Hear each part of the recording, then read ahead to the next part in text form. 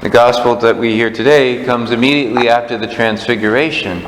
And so Jesus has been up on the mountain with Moses and Elijah and Peter, James, and John, and they've had this incredible moment, and they talk a little bit about it on the way down. And then he gets down here, and what happens?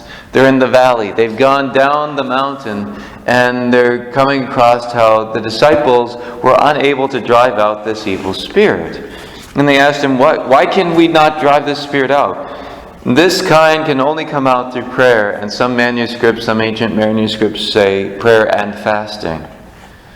But we look and we say it's only through this close and intimate relationship with Almighty God that we can do this. And I remember one time I was praying through the luminous mysteries, and I was driving up in the mountains, and I got to the fourth luminous mystery, the Transfiguration.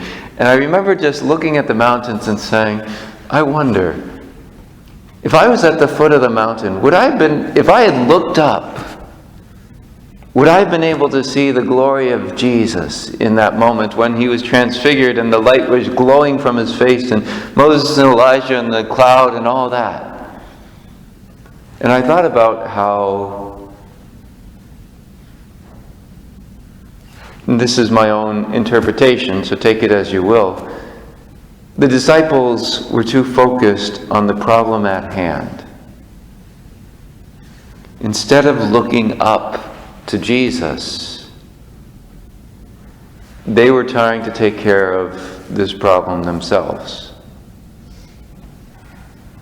And if they had only looked up the mountain and seen his glory at the top of the mountain, would that not have stirred up their faith and strengthened them in that moment to be able to do as God would have wanted? I wonder. But I know for certain that too often that's the story of my life, is that instead of looking up, I try to take care of everything on my own. And you know how that goes.